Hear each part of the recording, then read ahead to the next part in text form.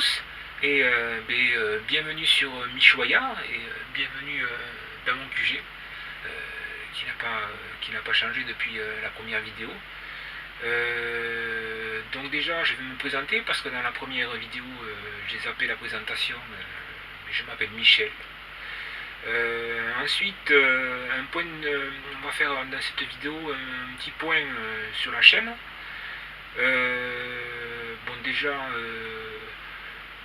nous sommes mi-juillet 2018, après l'épisode de la finale gagné par la France au mondial de foot.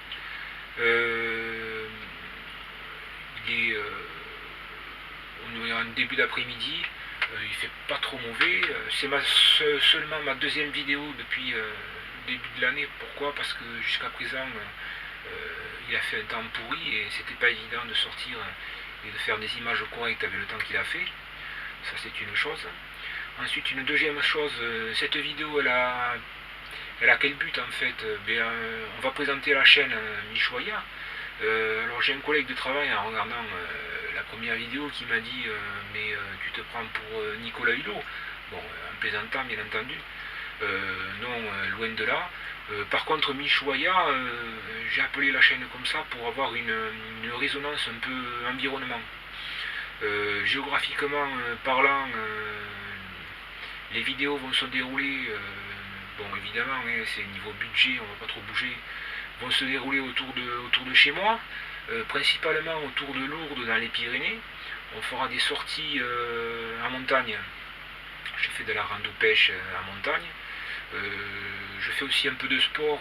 Je fais du trail comme je l'avais énoncé dans ma première vidéo. Et tout ceci, bon évidemment je suis tout seul, la plupart du temps je serai tout seul, donc ça demande un peu de préparation.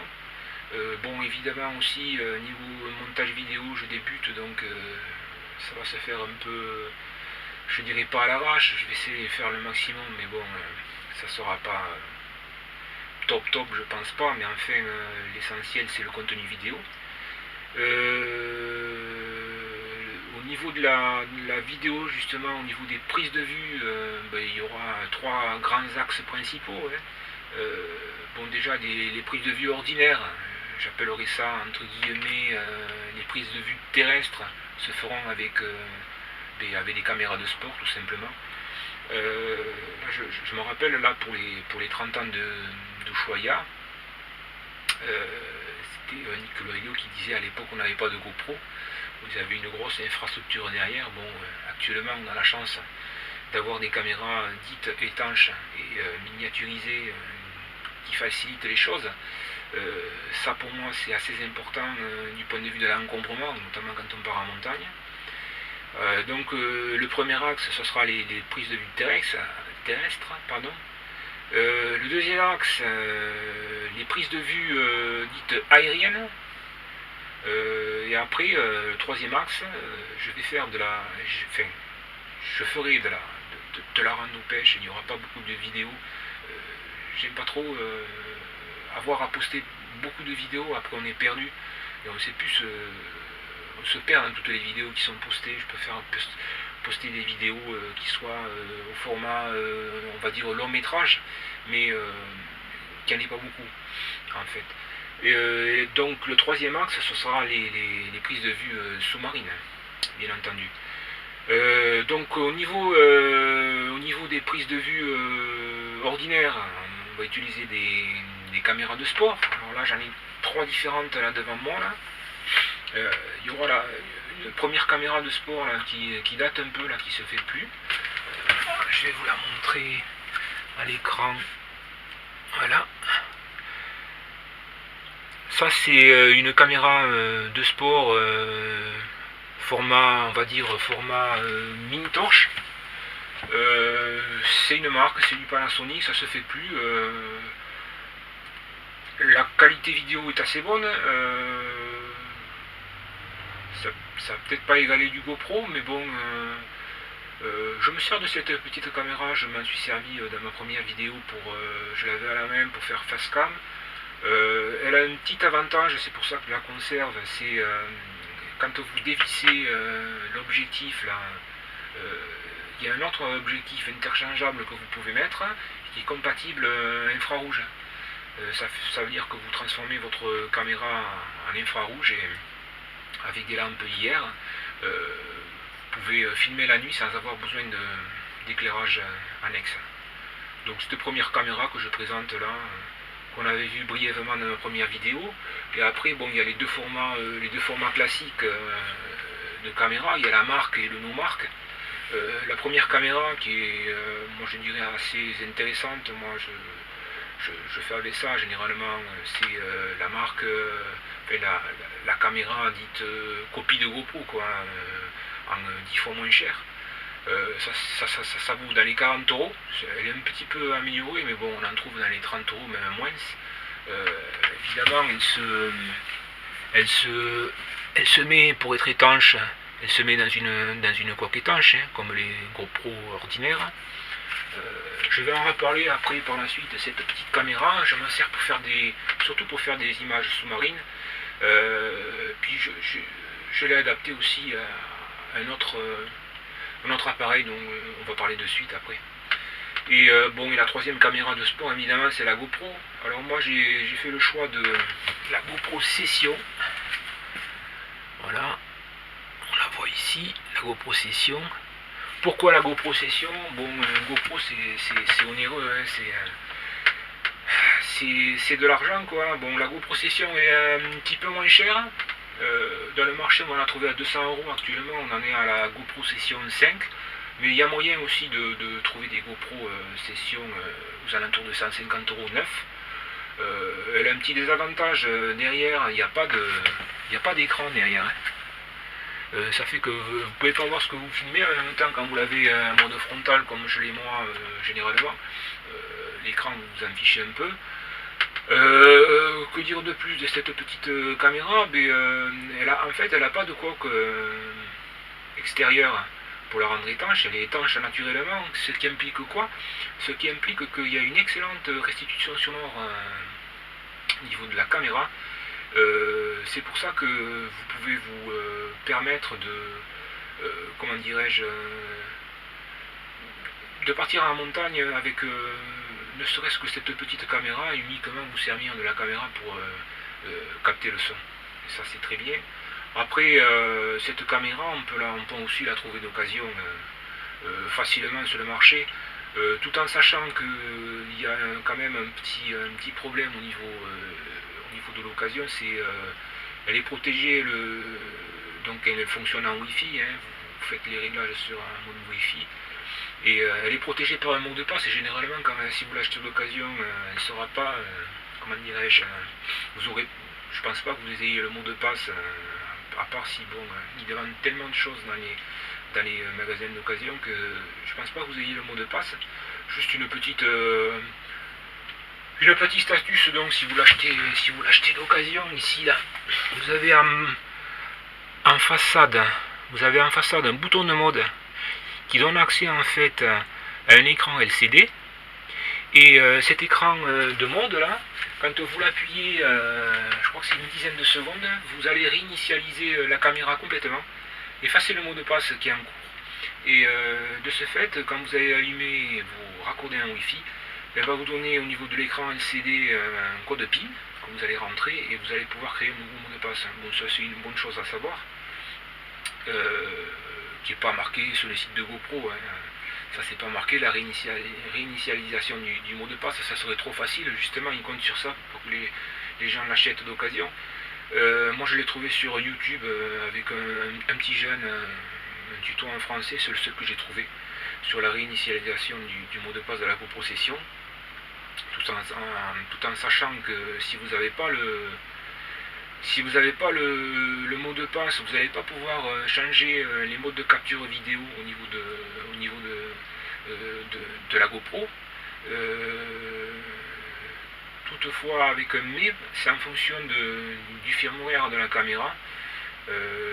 Les premières versions V1, firmware numéro V1, ne pouvaient pas changer les réglages de la caméra directement à partir de la caméra.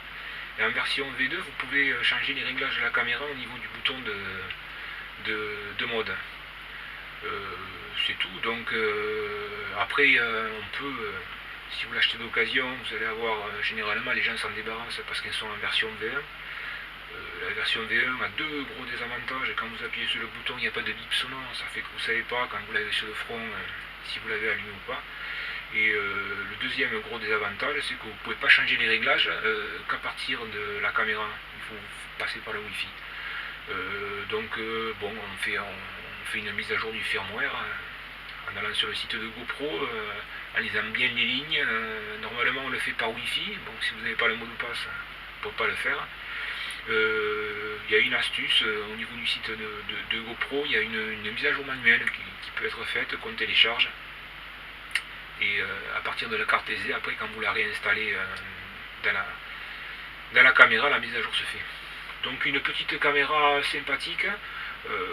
Moi je l'ai acheté, ça faisait un moment là que je la regardais cette caméra, c'est uniquement pour la restitution sonore. Ces caméras qui sont ces caméras de sport là, qui sont figées dans ces coques étanches ne captent pas bien le son. Je connais plusieurs personnes qui ont des GoPro, qui ont des caméras comme ça, no name comme on dit, et qui sont obligés de laisser entrouverte la coque. Moi ça ne sera pas le cas. Si je vais à la pêche, si je tombe à l'eau ou si je tombe sur les intempéries, j'ai besoin d'avoir une caméra entièrement étanche. Donc voilà. La deuxième chose, ce sera les prises de vue aériennes. Alors au niveau des prises de vue aériennes, j'aurais bien fait, comme on faisait à l'époque, j'aurais bien fait avec un ULM. J'aurais bien adoré faire une prise de vue avec un ULM. Par contre, au niveau budgétaire, ça va pas pouvoir se faire. Je suis adepte des sports dits extrêmes. J'ai fait quelques sports extrêmes déjà. Mais tant pis, on va s'en tenir à tout ce que font les gens, on va s'en tenir au drone. Alors au niveau du drone, je ne suis pas un spécialiste. Je me suis équipé au mois de mai en drone pour la chaîne, pourquoi faire, pour avoir quelques plans aériens dans les vidéos.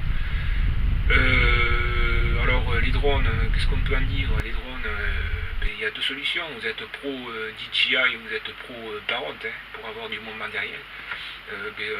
Moi j'ai pas trop eu le choix. Moi en fait je suis pro budget. J'ai choisi ni l'un ni l'autre. Je trouve que les prix sont exorbitants pour du matériel qui est fabriqué en Chine.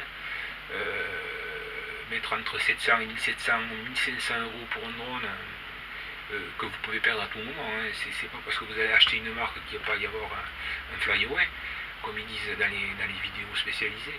Donc voilà. Après une petite parenthèse quand même, on parle de Parrot et de DJI, avec une petite parenthèse là, il y a Parrot qui a lancé un nouveau drone là. Ils ont annoncé début juin l'arrivée d'un nouveau drone qui est sorti début juillet. Alors une petite parenthèse, je ne vais pas parler, ce drone, on va s'en donner son nom quand même, c'est la Nafi. On en parle beaucoup sur internet de ce drone. Juste la parenthèse pour dire c'est très bien pour la concurrence, et moi ce que je souhaite c'est que ça, je vais pas l'acheter la Nafi 700 euros, j'ai pas les moyens de toute manière, ça c'est clair et net. J'ai plusieurs équipements pour la chaîne et je peux pas me permettre de balancer de l'argent comme ça, je ne dirais pas par les fenêtres, mais je dois équilibrer mon budget pour cette chaîne. Donc Parrot, ils ont sorti ça c'est bien, ça va jouer sur la concurrence, et moi j'ai qu'une idée en tête, quoi, que ça fasse baisser les prix, parce que vraiment le prix de ces appareils ils sont vraiment trop haut pour ce que c'est. Encore je comprends, Parrot, qu'est-ce qu'on pourrait dire, si c'était fait en France encore, mais non, ils sont tous faits en Chine, les drones, même les drones Parrot. Parrot, ils ont juste le bureau d'études à Paris. Moi je trouve ça un peu dommage de les vendre aussi cher, tout simplement. Tout en sachant que les produits qui sont fabriqués en Chine, donc on ne peut pas les estampiller made in France. le site de Parrot, vous n'allez pas voir le produit est fabriqué en Chine, ou alors je ne l'ai pas vu. Je l'ai vu dans des sites de vente en ligne français, produits fabriqués en comment c'est comment j'ai vu ça, en République populaire de Chine, un truc comme ça. Enfin bref, je l'ai vu sur un site français, c'est Boulanger. À propos de l'anafi, je regardais les tarifs. Bon, bref, donc pro budget, moi j'ai opté pour un petit drone qui est sympathique aussi. C'est du Ipsan, c'est aussi chinois, mais évidemment, ça vient de Chine, ça on s'en serait douté. Bon, il est plutôt joli. Alors là, ce que vous voyez là, ce que je vous montre là, c'est pas le drone d'origine.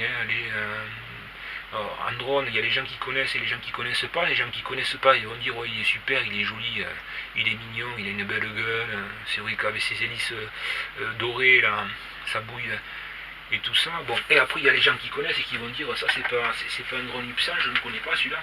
Moi je l'ai modifié tout simplement. Ça c'est le H501S. Je l'ai modifié pourquoi? Tout simplement parce que sa caméra elle n'est pas stabilisée. Moi je voulais un drone pour faire de la vidéo. Alors qu'est-ce que j'ai fait? Je me suis pas embêté.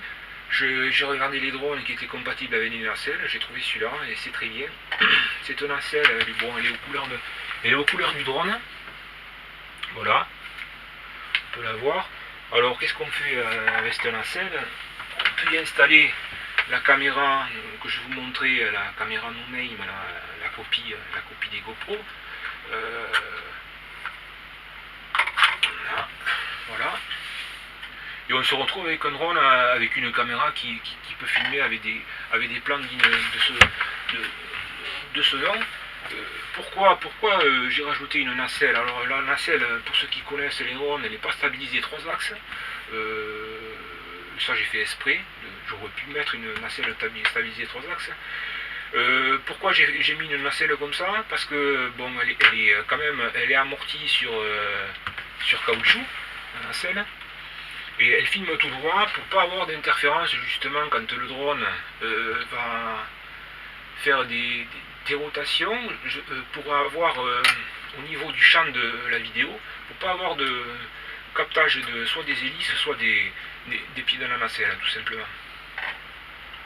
Après au niveau vidéo là, vous avez un petit drone qui est assez sympa, il fait moins de 500 grammes, donc il passe avec la nouvelle loi.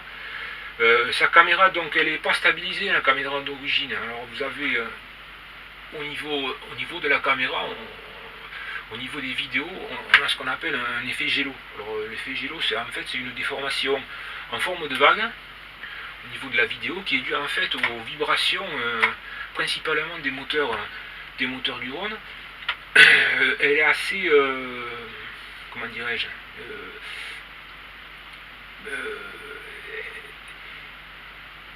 elle est assez sévère comme déformation, cet effet gélo là sur les vidéos là. Alors ça c'est le H501S, vous allez sur YouTube, vous tapez Ipsan H501S vidéo, et là vous allez voir là, et c'est vrai que bon, c'est pas top quoi de voir des vidéos. Vous avez l'impression que la vidéo en fait elle se déforme et c'est absolument pas compatible pour faire des vidéos de qualité. Voilà. Donc pour compenser ça, j'ai ma nacelle ici là qui est amortie avec des caoutchoucs pour les vibrations. Ça va absorber une partie des vibrations. Et après au niveau de la caméra, bon, j'ai pas installé une GoPro parce que vous installez une GoPro à 300 €, voire plus. La Hero 6 elle a plus de 400 €, si je ne me trompe pas actuellement. Donc autant acheter du haut de gamme. On va pas acheter la Nafi non plus. On va se contenter d'une Bebop 2 qui a baissé là, avec l'apparition de la Nafi à 499 €. On va acheter un Bebop 2 Power. Bon, là on installe une petite caméra. Moi je l'avais déjà, elle n'a pas été prévue pour ce drone. Elle a surtout été prévue pour faire des images sous-marines. Donc cette petite caméra là, on va se rapprocher un peu de là. Voilà, donc cette petite caméra, ça vaut une quarantaine d'euros. Ça c'est du VTIN, c'est du Vitisync pour ceux qui connaissent. Alors le capteur c'est un 20 mégapixels. Je l'ai acheté il n'y a pas très longtemps, pour 40 euros, je pense que ça vaut le coup. Qu'est-ce qu'elle a d'intéressant cette petite caméra là? Ben en fait, elle est très intéressante au niveau du capteur déjà. C'est un capteur Sony IMX 117, c'est le même capteur que sur la GoPro Hero 3 par exemple. Et ensuite, la caméra en fait, elle a un système anti-tremblement couplé à un gyroscope. Alors j'espère, je totalise à peu près 2h30 de vol sur le drone, sachant que la batterie tient une vingtaine de minutes. Donc ça fait pas mal de vol déjà, j'ai jamais eu de problème jusqu'à maintenant. J'espère que cet assemblage là, on fera dans une prochaine vidéo une présentation de matériel, j'aime pas trop le terme de test pour voir si ça marche. J'espère que ça a bien marché là, cet amortissement de caoutchouc là pour les vibrations, couplé à cette petite caméra anti-vibration et doté d'un gyroscope. J'espère que ça va supprimer, ne serait-ce que supprimer complètement l'effet gélo. Ça on verra par la suite. Juste au niveau de la télécommande après. Au niveau de la télécommande, je vais vous montrer ça vite fait parce qu'on fera une vidéo sur le drone. Je vais vous montrer ça. On la voit ici, donc c'est une petite télécommande ordinaire, mais qui a l'avantage d'avoir un écran intégré. Alors un écran intégré, pourquoi un écran intégré? Je vais sortir, bon, vous avez vu dans ma première vidéo, j'ai un portable, comment dirais-je, obsolète. Un portable des années 2000. Alors toutes les télécommandes actuellement, toutes les télécommandes des drones, elles ont toutes avec l'écran, ils ne sont pas intégrés, donc il faut un smartphone ou un iPhone. Et évidemment, niveau installation avec un portable de ce type, ça ne va pas le faire. Donc en même temps, quitte à avoir une télécommande avec un écran adapté, un écran intégré, c'est pas plus mal. Donc deuxième axe, les images aériennes. On fera quelques plans seulement, principalement en montagne, avec ce drone, avec cet équipement, avec cette modification d'équipement. Et après, bon, pour les images sous-marines, après, on va faire ça avec un petit bateau radiocommandé qui fait un petit peu plus d'1 kilo. Donc ça aura un coût au niveau des transports, on va se cantonner avec cet équipement dans des lacs de montagne qui ne seront pas trop éloignés, en cas de bivouac je parle.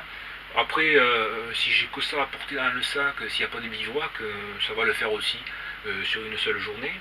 Alors pourquoi un petit bateau radiocommandé comme ça? Il y a un petit appareil que je vais vous présenter après.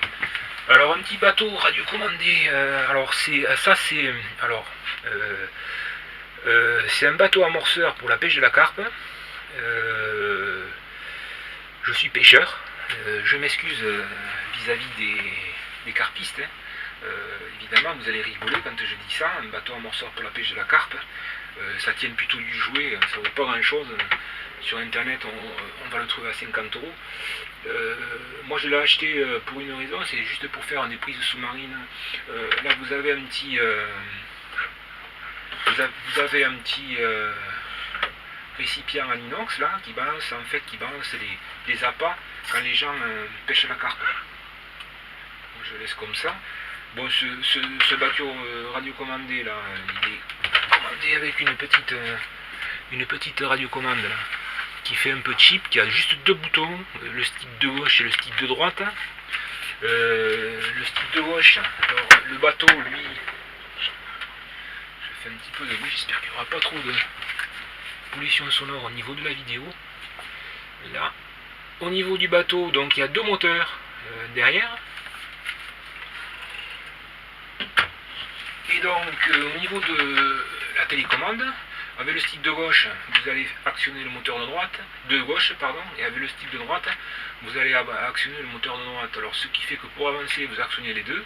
Et bien évidemment, si vous avez un moteur qui tourne un petit peu plus vite que l'autre, vous allez faire des zigzags. C'est pour ça que les carpistes ils vont rigoler. Déjà, c'est un jouet, et de deux, vous n'arrivez pas à correctement naviguer avec. Donc pour aller amener les appâts plus la ligne sur un poste pour pêcher la carpe, s'il vous faut 3 quarts d'heure, voire 50 minutes, ça va pas trop le faire. Pour moi, justement, faire des zigzags, ça va me permettre de ratisser le maximum de terrain possible. Voilà. Après, au niveau du bateau, ce bateau, je l'ai modifié évidemment. Alors à l'avant, voilà, à l'avant, j'ai installé un système de sangle avec une. Bon, là, vous voyez juste la coque étanche. À l'intérieur, il y aura une caméra étanche. Et en dessous, il y a des flotteurs. J'ai rajouté. Voilà, j'ai rajouté 2 flotteurs de GoPro. Bon, des copies qui se vendent dans le commerce, ça vaut pas très cher, pour pouvoir attacher sur ces 2 flotteurs une seconde caméra par exemple, ou même des projecteurs étanches qu'on vend aussi pour accessoires GoPro. Alors le but c'est de faire des vidéos, on va dire, sous l'eau, des vidéos pour capter quoi? Pour capter la faune sous-marine, peut-être aussi pour capter l'envers du décor. Peut-être que à quelques comment dirais-je, on verra un petit peu de pollution aussi en dessous de l'eau, parce que je sais que en montagne il arrive de voir de la pollution. Tous les ans il y a des ramassages de déchets qui se font, et il y a même des endroits pour les rapatrier, il faut des héliportages. Donc l'envers du décor, j'espère qu'en dessous de l'eau, il n'y aura pas trop de pollution justement, et qu'on aura surtout accès à la faune et à la flore locale. Après ce bateau, il va être couplé à un autre appareil qui sera tracté par un fil de pêche. Un autre appareil, l'appareil, c'est pas une balle de tennis, c'est pas une balle de golf. On le présente, ça fait 150 grammes. Et c'est un nom, le Dipper. Alors c'est quoi ça? Ça fait 2 ans que je veux me le procurer, ça fait 2 ans que je scrute les prix. C'est quoi? En fait c'est un éco-sondeur qui est relié, alors celui-là c'est la version Pro, il y en a 3 versions. Celui-là c'est la version Pro qui est reliée à une tablette, à un smartphone, à un iPhone par Wi-Fi, et qui va nous donner des informations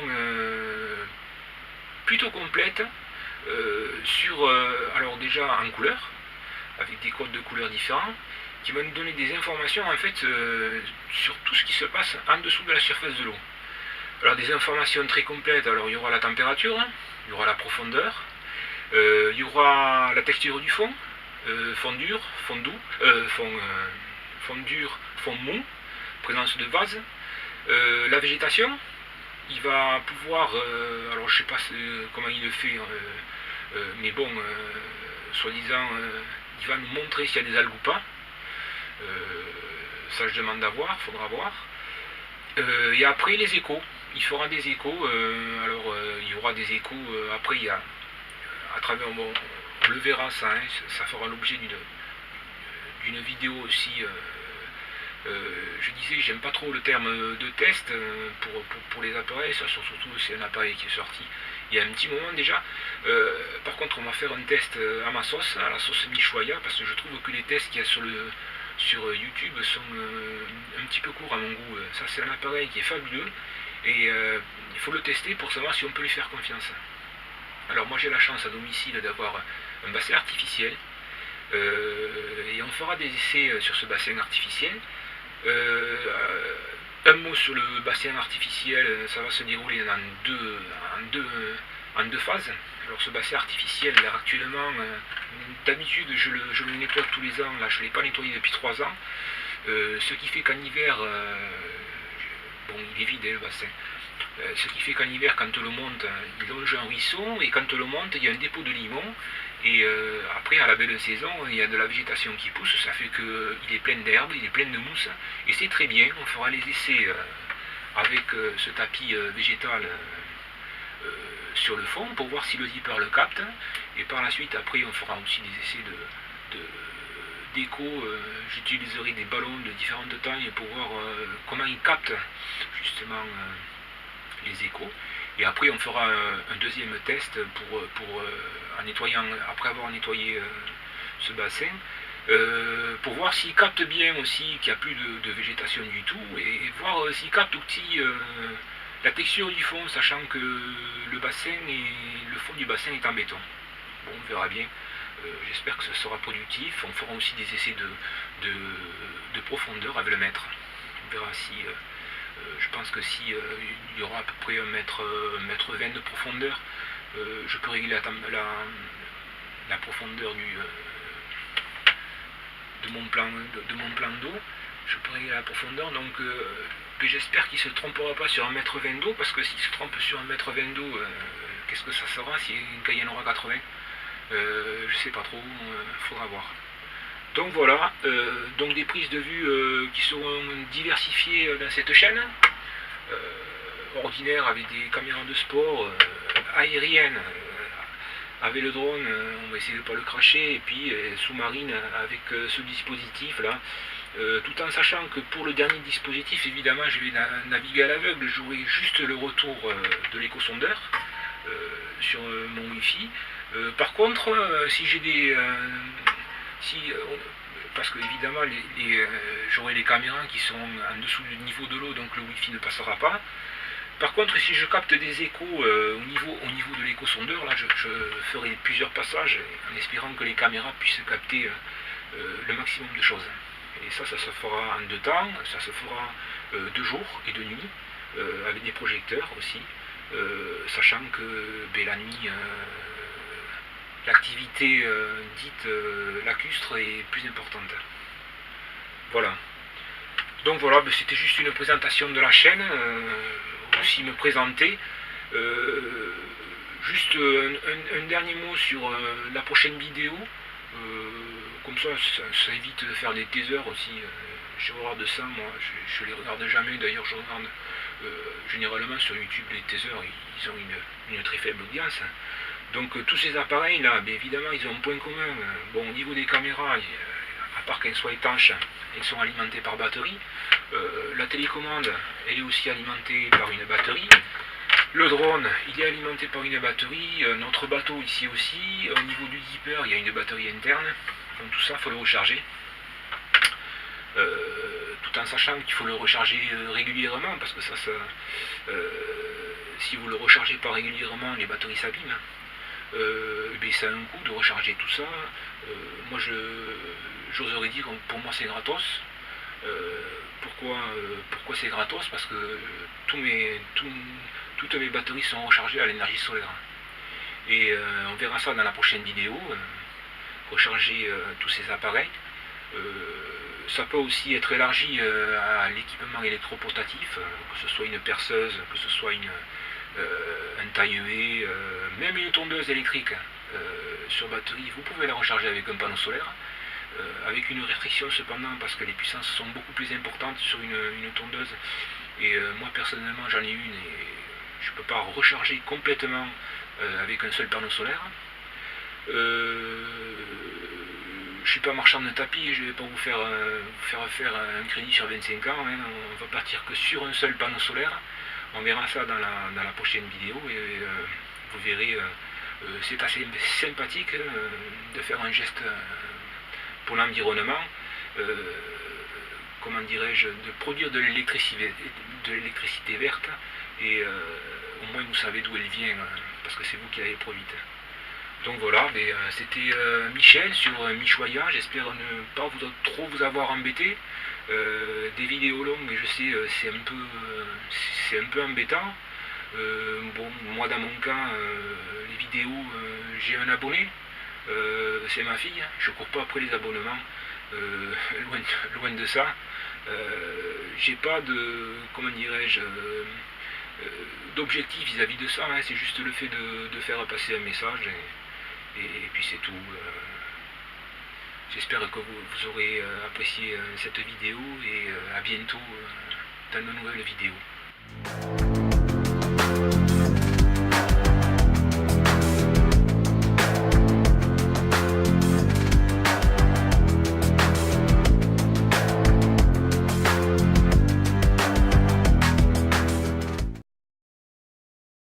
Ça va se situer dans les Hautes-Pyrénées. Dans les Pyrénées. Ouais, on recommence.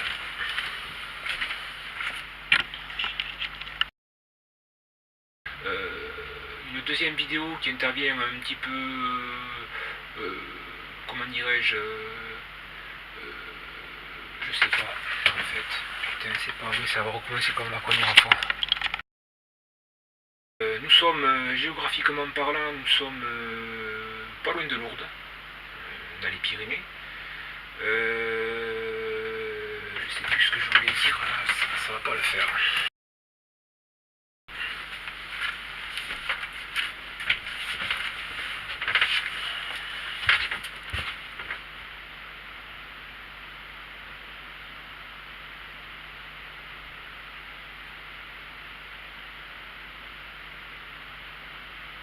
Je crois que je vais pas arriver à faire cette vidéo.